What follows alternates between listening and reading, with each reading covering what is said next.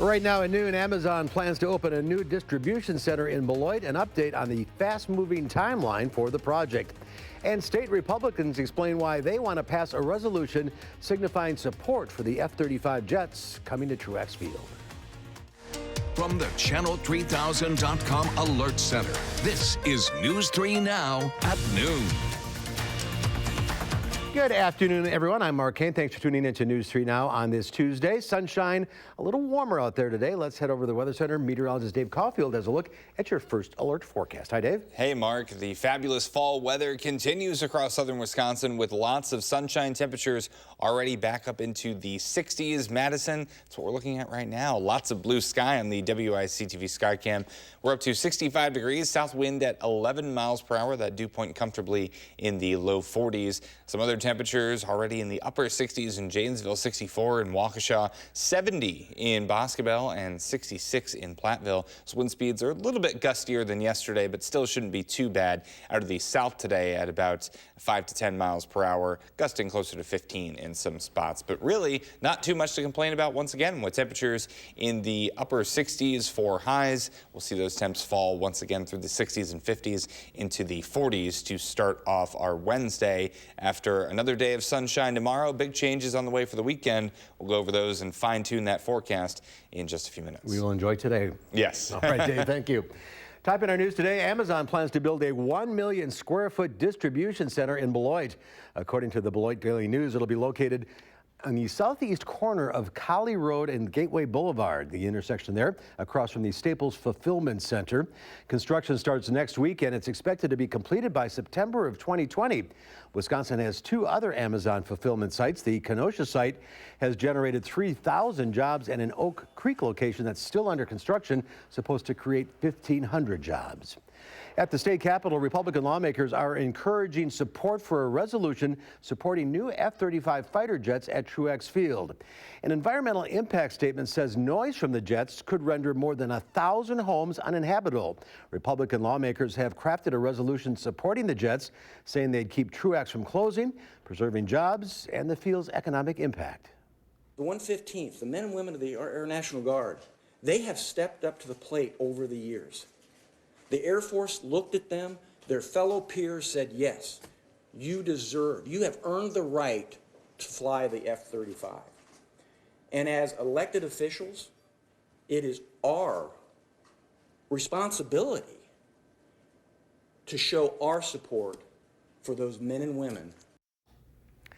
The Senate is set to vote on the resolution today. The Assembly votes tomorrow. Fitchburg police are looking for the men who allegedly crashed a stolen SUV into a squad car. This happened yesterday afternoon in the Ally neighborhood. Officials say the officer was about to make contact with the people inside the SUV when the driver intentionally crashed into the squad car and escaped.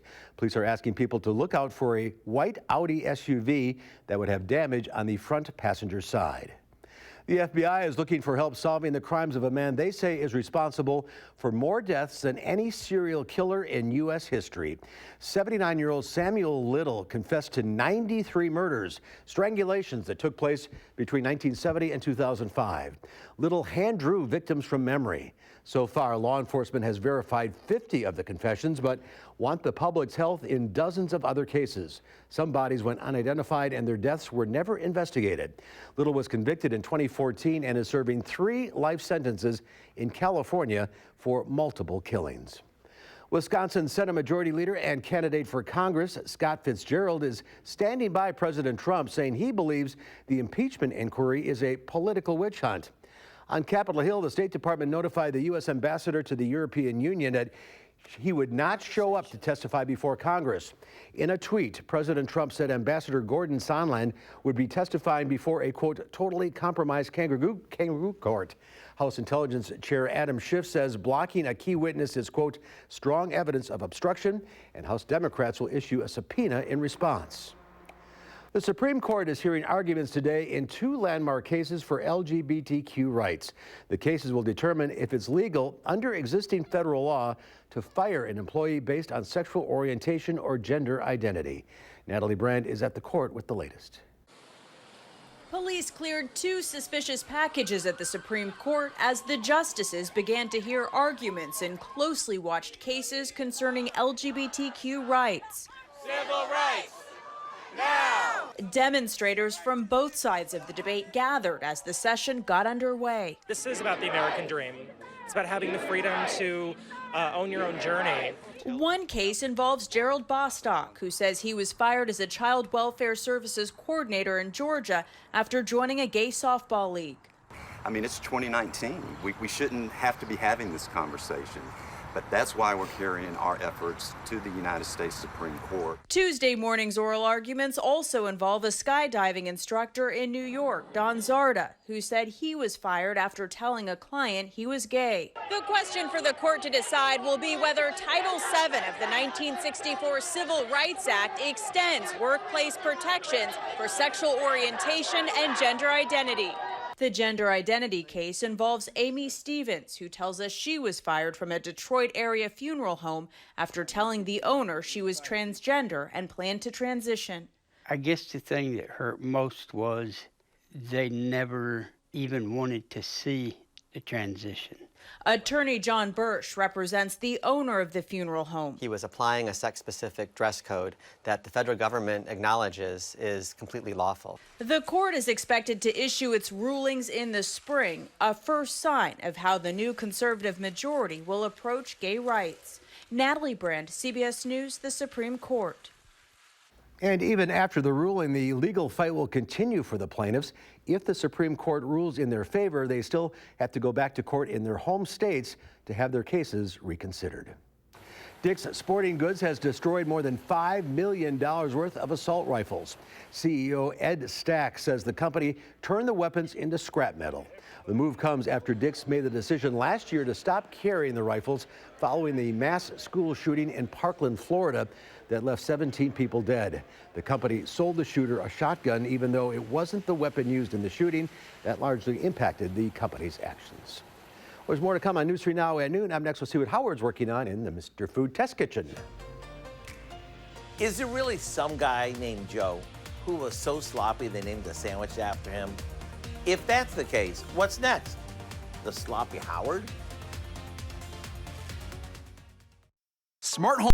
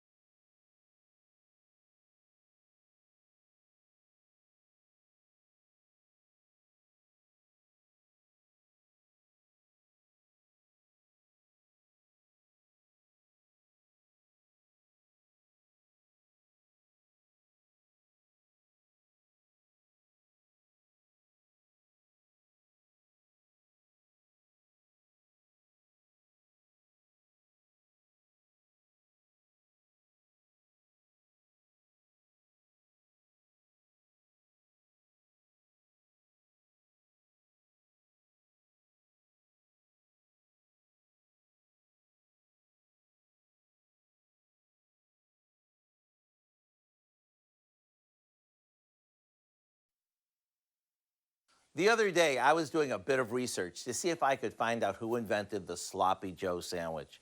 I was wondering, was there really a guy named Joe who was so sloppy they named the sandwich after him? The more I looked, the more confused I got. The only thing that was consistent is it's a sandwich made with ground beef mixed with tomato sauce and served on a hamburger bun. So to take this all-time classic to new heights, watch what we do. We start by sauteing some onions and peppers in a bit of vegetable oil until tender. To that, we add a can of Sloppy Joe sauce, some water, and brown sugar. After it's mixed, it's time to beef it up. Rather than adding traditional ground beef, we'll add frozen meatballs that we cut in half.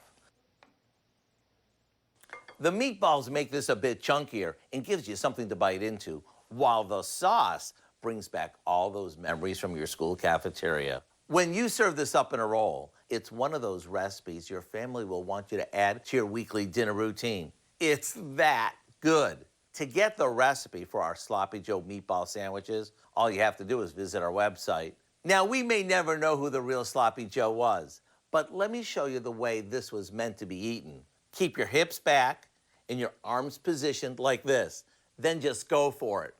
I'm Sloppy Howard in the Mr. Food Test Kitchen, where today we found a sloppy but tasty way for you to say, ooh, it's so good. All right, Sloppy Howard. Next at noon, sunny and warmer out today. A good day to get outside before rain and thunderstorms return. Dave will have your first alert forecast next. Say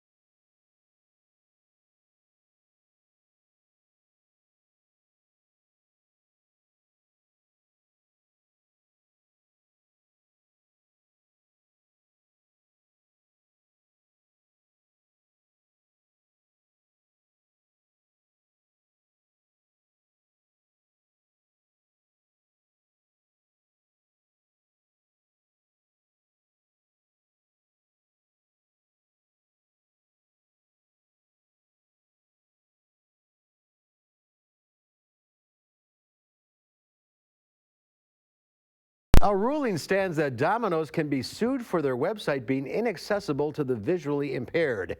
And Instagram is making changes to limit stalking behavior. Mark Liverman has your Money Watch report.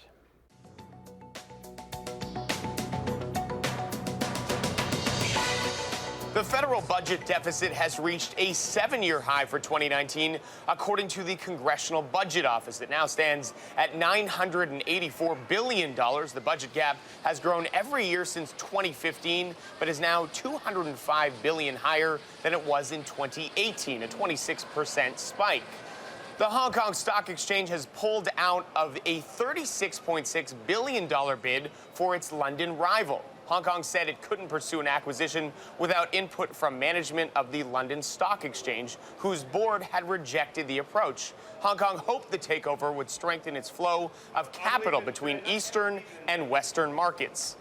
In a victory for blind people, the Supreme Court will not hear an appeal from Domino's about its website. A lower court ruled the pizza chain and other retailers can be sued if they don't make their websites accessible to the visually impaired. The case now goes back to a trial court where Domino's will fight a discrimination lawsuit. Instagram is removing its following tab. That's a feature that some users consider more of a stalking tool than one to help with new account discovery. Instagram says its Explore tab is the go-to place to find new people, places, and hashtags to follow. The following tab feature will be removed with an update that's rolling out this week. And that's your CBS Money Watch report. For more, head to cbsmoneywatch.com. At the New York Stock Exchange, I'm Mark Liverman. All right, Mark, thank you. Checking Wall Street at the noon hour, the Dow Industrial is down 190 points. The NASDAQ is off 79. The S&P 500 is down 29. Q106 Farm Director Pam Yankee out of the radio barn today. So here are your farm numbers.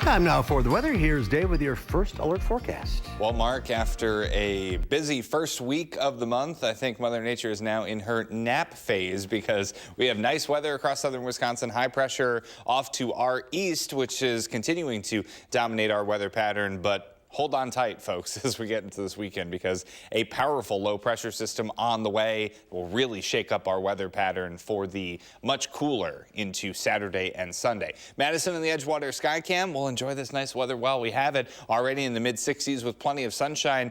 A lot of folks going to be close to 70 degrees today. Right now at 65 at the noon hour in Madison with a south wind at 11 miles per hour. Some other temperatures, 68 in Janesville, already at 70 in Boscobel, 67 in Platteville, and 68 closer to the Mississippi River in Prairie du Chien.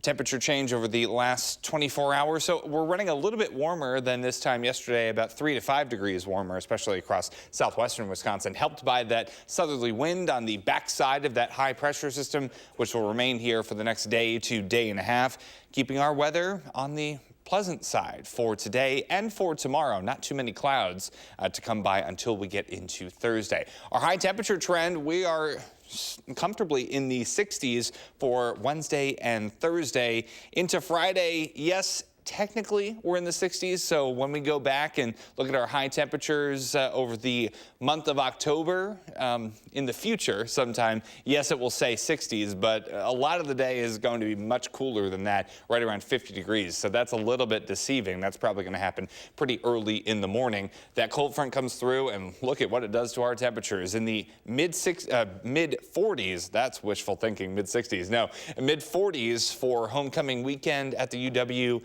with a chance of some showers on Saturday. And then we do climb back up through the 50s and 60s into next week. So on Future Track, we notice that we're pretty quiet over the next couple of days, starting off in the 40s once again for tomorrow morning, and then highs reaching the 60s on Wednesday. Into Thursday, though, we start to see that rain build in from the west, and I think really during the afternoon we could see a few showers and thunderstorms, but into Friday is when our rain chances really start to go up. Now, here are some numbers from a couple of our forecast models of expected precipitation totals. So anywhere from about a ½ an inch to an inch of rain can be expected. This is our latest run of the GFS here, the American model. We could see some isolated amounts heavier than that inch of rain, and that's over the course of a couple of days. So we're really not expecting any flash flooding from this, but it really won't do any favors for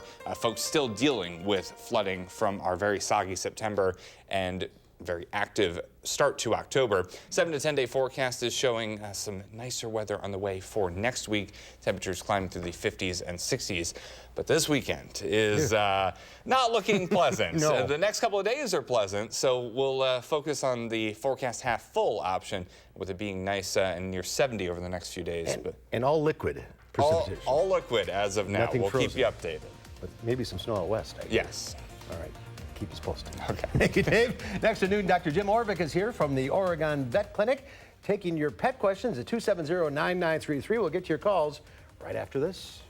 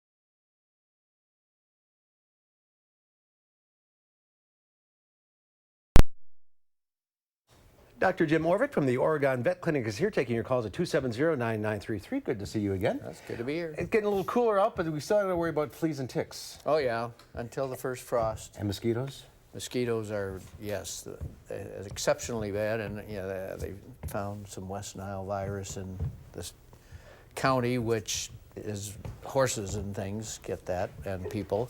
Also, the eastern encephalitis that's in Michigan.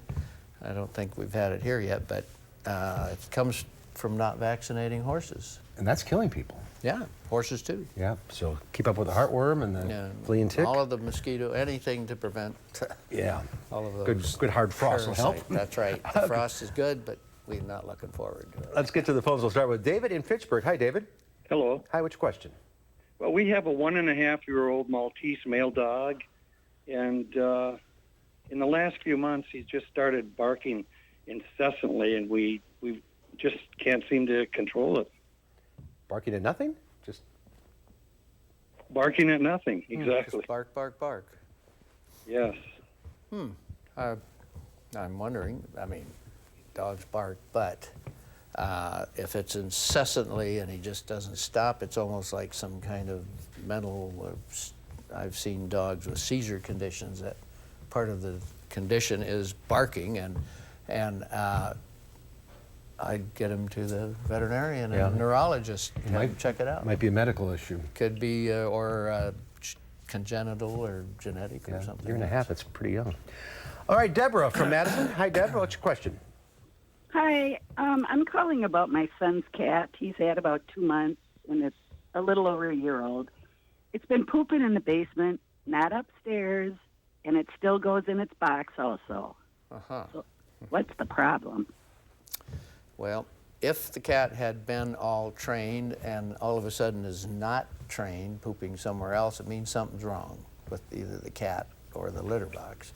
And usually if a cat has a soft stool or parasite or something, he'll stop using the litter box often. So I would make sure that if he never was house trained, well, then it's a convenience thing, and I would put more litter boxes every place he's been until you wean him back to the one major one. Put a box downstairs. Yep. All right, we'll go to Nancy in Stoughton. Hi, Nancy. Hi. I have another barking question. I went on vacation. I put my dog in a kennel, and he came back, and he's healthy, but he has a hoarse bark now. And I'm wondering if maybe he just barked too much, or he barked, I don't know. Because I have two dogs, and they both were in the same big. All right, I'm going to put you on hold because we got to go here. All right. Okay. Stay on the line. Dave has one final check of the forecast. Yeah, I don't think that we'll be hoarse about this forecast, that's for sure, because it is really nice outside. We're looking at sunny skies in Madison, and temperatures will eventually reach the upper 60s, close to 70 this afternoon, but big changes arrive for this weekend. All right, that's our time for now. Thanks for watching. We'll see you back here at 4. Have a great afternoon.